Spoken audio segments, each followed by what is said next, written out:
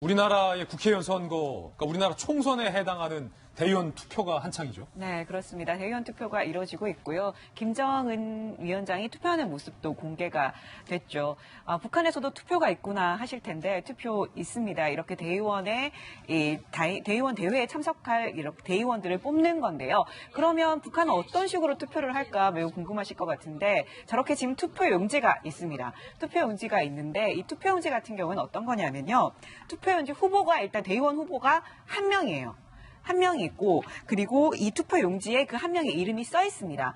이 후보의 이름이 써 있는데 자 그런데 문제는 찬성하는 사람, 반대하는 사람 이렇게만 투표가 가능해요. 찬반 투표만 가능한 거죠.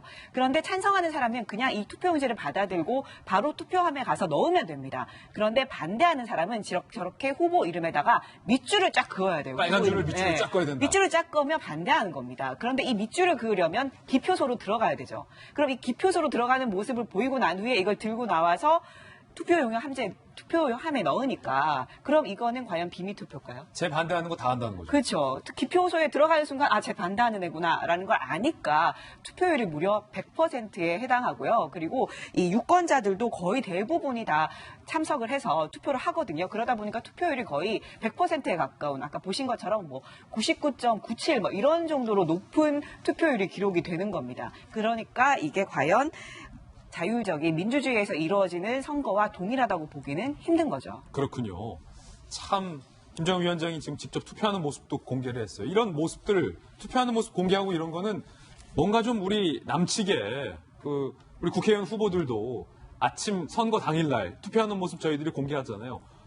약간 그런 걸 좀 보고 본다는 모습을 많이 따라하려고 하는데 다 공개된 투표라 민주적인 투표가 전혀 아니라는 부분 박소영 기자가 잘 지적을 해줬어요. 이밥의 고깃국을 약속했지만 진짜는 김배현 박사님. 네. 동창리 기지를 완전 복구한 데 이어서 플러스 지금 미사일 쏘기 직전이라면서요? 지금 트럼프 대통령이 연일 계속 이런 얘기를 합니다. 만약에 그런 일이 일어날 경우 매우 실망할 것이란 얘기를 한 번만 한 것이 아니라 연일 계속해서 쏟아내고 있다는 것. 2월 27일 하노이에서 회담을 하게 되는데요. 하노이 회담 전부터 동창리에 대한 여러 가지 징후들이 있었다는 것이 결국 미국을 기만한 것이 아니냐 이런 분석들이 있고요. 미국 정부 관계자에 따르면 이런 얘기도 합니다. 예. 북한이 그와 같은 행동을 하게 됐을 경우는 화염과 분노의 시즌2를 맞이하게 될 것이다. 과거 트럼프 대통령이 북한과의 관계가 극단화됐을 때 완전히 파괴할 것이다라고 하는 등의 발언 때문에 한반도가 굉장히 위기 상황에 처해져 있었던 적이 있는데요. 지금부터 대한민국의 중재기가 정말로 중요할 때입니다. 과거처럼 우리가 근자감이라고 하는데 근거 없는 자신감으로 사실 이 북한과의 관계가 뭐든지 잘 될 거라고 했던 기대감을 반드시 버려야 됩니다. 지금 냉정한 상황 속에서 북한이 비핵화 얘기로 다시 한번 나올 수 있도록 미국은 어떤 생각을 하고 있는지 굉장히 살얼음판 길을 걷는 것 같은 상황이기 때문에 지금부터 대한민국이 어떠한 중재 외교를 펼치는지가 앞으로 문재인 정부의 외교의 시험대가 되지 않을까 생각이 듭니다. 참 우리 남쪽에서는 쌀밥들을 안 먹어서 쌀이 그렇게 남아돈다는데 땅은 먹을 게 너무 많아서 그 쌀밥도 못 먹는 북한 우리 동포들만 불쌍합니다.